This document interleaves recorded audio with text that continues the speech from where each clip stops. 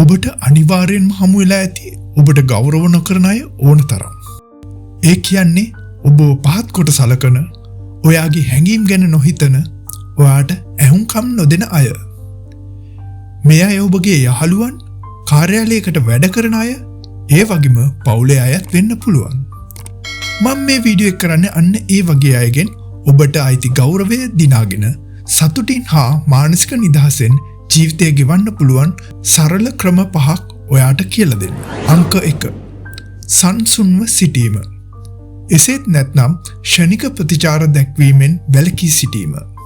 කෙනෙක් ඔයාට අකමැති විදියට හැසිරෙනවා නම්, කතා කරනවා නම් ඔබට අනිවාර්යයෙන්ම කේන්ති යනවනේ.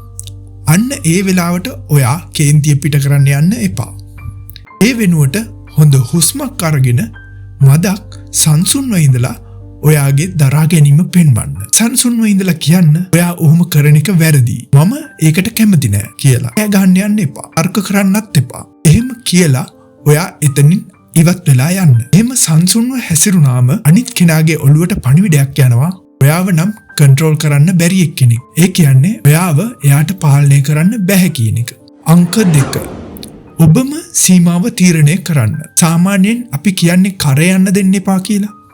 සමහර වෙලාවට අපි වැඩිපුර ඉවසන නිසා මිනිස්සු කැමති තමන්ගේ සීමාව ඉක්මවා යන්න. අන්න ඒ වගේ වෙලාවට ඔබ ඔවුන්ට කියන්න. මට ඔහොම කතා කරන්න එපා. ඔහොම කළාම මම අපහසුතාවයට පත් වෙනවා. නමුත් සෑම විටම ඔබ සංසුන්ව ප්‍රතිචාර දක්වන්න. ඔබගේ පෞරුෂත්වය පෙන්වන්න. එහෙම කළාම ඔවුන්ට තේරෙනවා ඔයත් ලේසි පහසු කෙනෙක් නෙවෙයි කියලා. අංක 3. හැමෝම සතුටු කරන්න යන්න එපා.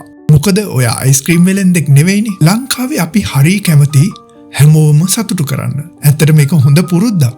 නමුත් අකමැත්තෙන් වුණත් හා කියන්න පුරුදු වෙලා ඉන්නවා. අන්න ඒක නම් හොඳ නැති දෙයක්. අපිට බෑ හැමෝම හැම වෙලාවෙම සතුටු කරන්න. ඒක තමයි ඇත්ත.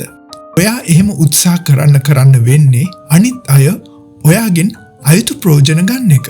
සුද්දා කියන්නේ taken for granted කියලා. අදම පටන් ගන්න බෑ කියන්න. ඇත්තටම මේක උත්සාහ කරලා බලන්න. ඔයාටම තේරෙයි වෙනදාටත් වඩා සැහැල්ලුවක්. ඔයා ඔයාටම ගෞරව කරනවා කියලා දැක්කහම අනිත් අයත් ඉබේම ඔයාට නිසි ගෞරව දක්වයි. අංක 4. සම්බන්ධතාවය සීමා කරන්න. හෝ අතහැර දමන්න. ඔයා ඔයාගේ අකමැත්ත හෝ අපහසුතාවය ගැන පැහැදිලි කරලත් දිගින් දිගටම ඒ දේම කරනවා නම් දෙපාරක් හිතලා ඔයාගේ වටිනා කාලය නාස්ති කරගන්න එපා. සෑම විටම සංසුන්ව ඉන්න අමතක කරන්නත් එපා. ඒ වගේම විනීත වෙන්න. ඒත් දුරස්ථභාවය තබා ගන්න. ඔබගේ හැඟීම් වලට කාලයට වටිනාකමක් නොදෙන අය වෙනුවෙන් මහන්සි වෙන්න එපා. ඒක නපුරුකමක් නෙවෙයි. ඒකට කියන්නේ ආත්ම ගෞරවය කියලා. අංක 5. මුලින්ම තමන්ට ගෞරවය දක්වන්න පුරුදු වෙන්න. හැමදේම පටන් ගන්නෙ තමන්ට කොහොමද සලකන්නේ කියන එකෙන්. ඔබ ඔබගේ වටිනාකම දකින්නේ නැත්නම් අනිත් අය කොහොමද ඒක දකින්නේ? ඔබ ගැනම නිහතමානීව ආඩම්බර වන්න. ඔබගේ නිදහස, මානසික හා කායික සෞඛ්‍ය ඔබගේ ඉලක්ක වලට මුල්තැන ලබා දෙන්න.